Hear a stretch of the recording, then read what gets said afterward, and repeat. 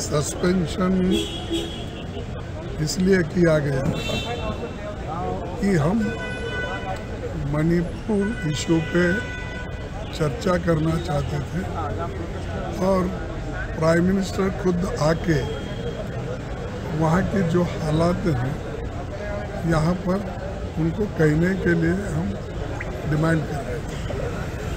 उन्होंने बार बार यहाँ तो नहीं आए, या लोकसभा में तो करना था, और ये पूरी सरकार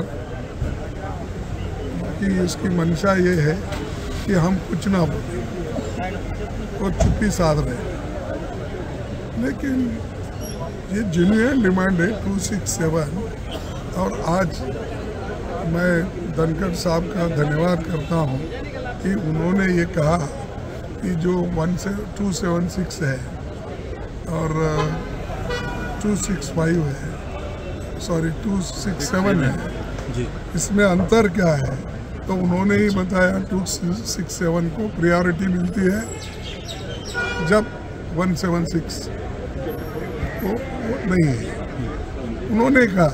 तो इसलिए पहले 267 लेना चाहिए था, इसीलिए मैं वो डेरिक ओबराय को धन्यवाद देता हूँ। उन्होंने कहा जब 267 पे प्रायोरिटी मिलती है तो हम कह रहे थे कि इस इशू को ले और डिस्कशन करो, और प्राइम मिनिस्टर आके सिंपली अपना सो मोटो स्टेटमेंट दे, उसके ऊपर चर्चा हो, उसके बाद में जो भी निर्णय होगा वो होगा।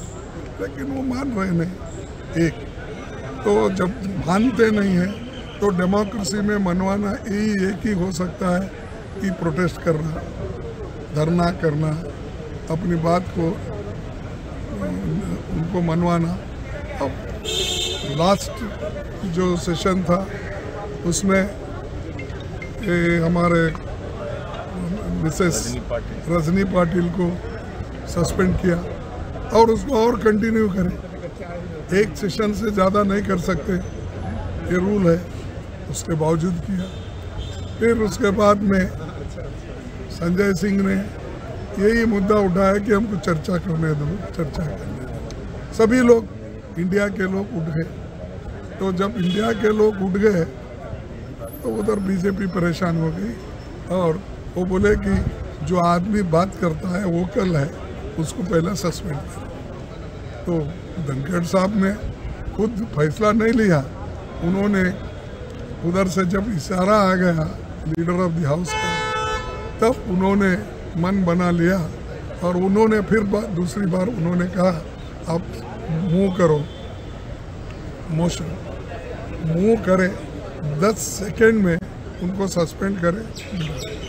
इसके बाद भी हम जाकर उनसे रिक्वेस्ट किए आप एक दिन के लिए कीजिए, सेशन चलने दो, अपनी बात को हम रखेंगे, और आप भी आके नहीं माने। अब आखिरी दूसरा कोई नहीं है, गांधी मार्ग हम अपना रहे यहाँ पर, अब कल से यहाँ बैठे हैं तो इंडिया पूरा उनके सपोर्ट में है। तो इंडिया के एमपीज हैं, इन्होंने अब इंडिया का मेंबर सस्पेंड हुआ है, तो इसलिए इंडिया का अपोजिशन लीडर आया है। बुलंद करने की कोशिश की है, वो भी अत्याचार, अनाचार, दुर्व्यवहार जो मणिपुर में हो रहा है, और मणिपुर में जो ज्वलंत है प्राथमिकता होनी चाहिए, उस पर चुप्पी साध के उस पर नहीं बोलते या रिएक्ट करके 80 दिनों के बाद रिएक्ट करते हैं। तो भी जब सुप्रीम कोर्ट की फटकार मिलती है तो वीडियो सरेआम आ जाता है, उसके बाद वो हरकतें करते हैं, और उसके बाद जब जवाब देते नहीं बनता पार्लियामेंट के बाहर बोलते हैं। और जो हमारे अपने लोग, चाहे संजय सिंह हो, चाहे राघव चड्ढा हो, चाहे सुशील जी हो, चाहे जितने हमारे नेतागण, खड़गे साहब हो, सब लोग जब आवाज़ बुलंद करते हैं पार्लियामेंट में तो उनको उनके खिलाफ क्या क्या इल्ज़ाम लगाते हुए उनकी बातों को नहीं सुनना, दबाना, और ये कहते कि विपक्ष चर्चा से भाग रहा है। अब पूरा सत्य है, यहाँ विपक्ष चर्चा से नहीं भाग रहा है, विपक्ष नियमानुसार जो चर्चा होनी चाहिए, जिसके लिए इन्होंने 27 का नोटिस, हाँ 267 का जो नोटिस दिया हुआ है, जिसमें सरेआम सारे दिन पूरे पब्लिक के सामने चर्चा हो सकती है, पार्लियामेंट में जोर शोर से जरूरत पड़े तो वोटिंग भी हो सकती है। वैसी चर्चा से भागकर आज बात कर रहे हैं कि उसके 2.5 घंटे और 2 घंटे की चर्चा तक, जहाँ कुछ देर सरकार बोलेगी, कुछ देर विपक्ष बोलेगा, तो फिर बात का समस्या का समाधान कैसे होगा। और उस बीच में सारे लोग जो आज सही मायनों में राष्ट्रभक्त हैं, राष्ट्र की आवाज़, अपने मणिपुर की आवाज़ उठा रहे हैं, उनको किसी न किसी बहाने ऐसा दिख रहा है कि बाहर किया जा रहा है या बाहर करने की कोशिश की जा रही है, उनकी आवाज़ को दबाने की कोशिश की जा रही है। अभी संजय सिंह जो हमारे इतने सिर्फ मित्र ही नहीं है, बल्कि ये सिर्फ आम आदमी पार्टी की नहीं, बल्कि आज तो मैं मानता हूँ कि पूरे देश के लिए, राजनीतिक दलों के लिए एक सबसे बड़े गौरव का विषय है कि सबसे आके प्रखर आवाज़ में, जिस बुलंदता के साथ, जिस मजबूती के साथ अपनी बात करते हैं, उनकी आवाज़ उठने की कोशिश हुई है। आप देख रहे हैं उसी अन्याय के खिलाफ आज हमारे संजय सिंह जी, उनके तमाम लोग पक्ष आज बैठे हैं यहाँ पे धरना पे, और मैं उनके साथ अपना प्यार, अपनी सहमति। जिसे आप टीम इंडिया कह रहे हैं, प्रधानमंत्री कह रहे हैं, ईस्ट इंडिया कंपनी भी थी, बड़े शर्म की बात। इंडियन मुजाहिदीन भी है। एक तो उनसे जवाब देते बन नहीं रहा है, बाकी कुछ बोल नहीं रहे हैं।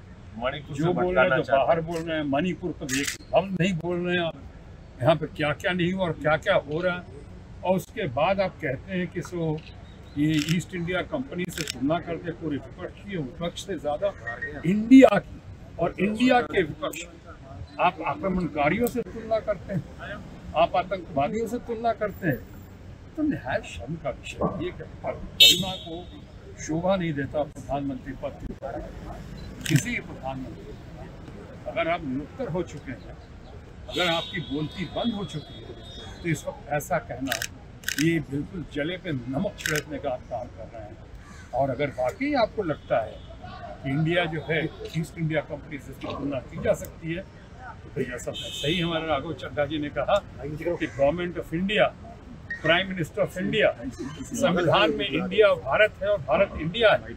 इसके बारे में क्या कहेंगे? खेलो इंडिया के बारे में क्या कहेंगे? Startup India, startup India, digital India, digital India, बढ़ेगा इंडिया, बढ़ेगा India. BJP for India, for India उनका ट्विटर हैंडल और उनका तो खुद है, आदरणीय प्रधानमंत्री ने कहा है कि वोट फॉर इंडिया। जया जी, कितना गंभीर है ये, क्योंकि कई आप लोग ने विरोध प्रोटेस्ट किए हैं, लेकिन आज मसला मणिपुर का है, मणिपुर की बेटियों का है। देखिए, मसला महिलाओं का है, उनकी इज्जत का है। अब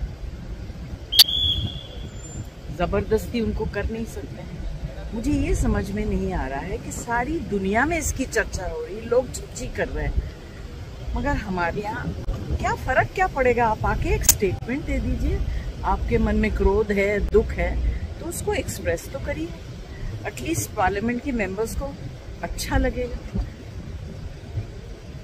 मुझे समझ में नहीं आता। और संजय सिंह को अकेले क्यों आप लोगों ने किया?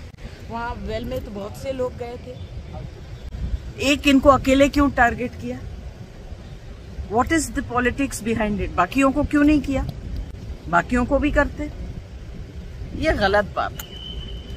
इतनी नाइंसाफी मैंने तो 18 साल में कभी नहीं देखा, पहली बार देखा। देखिए, आज सिर्फ ये संजय जी का सस्पेंशन कह देना बेमानी होगा। वो एक व्यक्ति का सस्पेंशन नहीं है, लोकतांत्रिक रवायतों का सस्पेंशन है। वो क्या करना चाह रहे थे? 27-267 के नोटिस थे, किस बात पे थे? मनी। और वो अटेंशन ड्रॉ करने की कोशिश कर रहे थे माननीय चेयरमैन साहब का। जब अटेंशन ड्रॉ नहीं हुआ तो उन्होंने जाके पास में रिक्वेस्ट करने की कोशिश की। आपने फौरी तौर पर उनको सस्पेंड कर दिया पूरे सत्र के लिए। लेकिन संदेश क्या गया है मणिपुर को, कि मणिपुर को लेकर के हमारी संसद, जिसके सर्वशक्तिमान प्रधानमंत्री जी, गृह मंत्री जी, वो नहीं चाहते कि मणिपुर के अंदर उसके विषय पर संवेदना से बातचीत हो। कोई भी कीमत हम चुकाने को तैयार है। एक सस्पेंशन क्या, कल तो हम ऑफर करने जा रहे हैं हम सबको सस्पेंड कर दें, लेकिन मणिपुर के लोगों को भरोसा दिलाओ, मणिपुर को न्याय दीजिए। वो जो विजुअल्स हमने देखी है ना, रोंगटे खड़े हो जाते हैं। हम सब कल कहने वाले हैं हमें भी सस्पेंड करो, क्योंकि इस दौर में सस्पेंडेड रहना बेहतर है, ताकि आप अपने समाज, अपने राज्य के लिए खड़े हो सकें।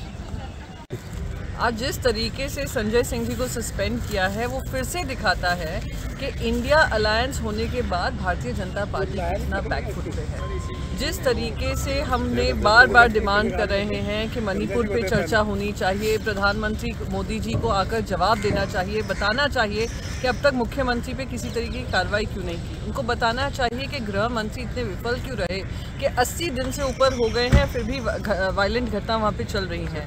जो महिला और बाल विकास मंत्री हैं, इतने जघन्य अपराध महिलाओं पे हो रहे हैं। खुद मुख्यमंत्री ने कहा है 100 से ज़्यादा FIR है, तो वो वहाँ पर मणिपुर क्यों नहीं गई? तो ये सारे सवाल का जवाब प्रधानमंत्री की जिम्मेदारी बनती है देने की, और हमारे सबका विपक्ष का यही मानना है कि आप चर्चा करिए, पर चर्चा की शुरुआत प्रधानमंत्री जी करेंगे। बस आज वही हमने सबने 267 का नोटिस दिया था, 27 लोगों ने नोटिस दिया था, पर ना ही उसको पढ़ा गया, ना ही उस पर कोई संज्ञान लिया गया। और जब उन्होंने संजय जी ने उसकी डिमांड की वेल ऑफ द हाउस जाके, जो कि कोई भी ऐसी प्रथा नहीं है, लोकसभा में देख लीजिए, राज्यसभा में देख लीजिए कि वेल ऑफ द हाउस आने में ही उनको सस्पेंड कर दिया गया। ये सोची समझी इनकी रणनीति थी। लीडर ऑफ द हाउस उठकर खड़े हो गए और उन्होंने सस्पेंड कर दिया। ये बहुत ही दुर्भाग्यपूर्ण है और प्रजातंत्र के लिए हानिकारक है। हम सब इंडिया अलायंस इसकी लड़ाई लड़ेंगे और इनको सबक सिखाएंगे। यहाँ हम आज खड़े हैं, ये देश के डेमोक्रेसी लोकतंत्र की सबसे बड़ी पंचायत है। सामने एक बड़ा इतिहास खड़ा है और हमारे पीछे जो नया संसद भवन बना है, मोदी जी ने बनाया है, उसका उद्घाटन किया है, वो मोदी जी का नया इतिहास है। लेकिन क्या सच में ये नई नई इमारतें बनाकर आप लोकतंत्र की रक्षा कर पा रहे हो? अगर आप लोकतंत्र के लिए इस प्रकार से नई संसद भवन बनाते क्या प्रधानमंत्री बन गए हो? तो आज मणिपुर के बारे में राज्यसभा में जो हुआ है उससे मैं हंगामा नहीं कहता हूँ।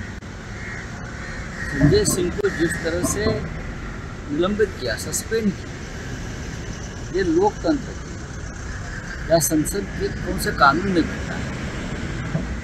हमारा सवाल क्या था कि जो मणिपुर में हो रहा है, महिलाओं की नेकेड परेड, हिंसाचार लगभग 3 महीने से चल रहा है और प्रधानमंत्री या पूरी सरकार उसके ऊपर मौन व्रत बनाकर बैठे।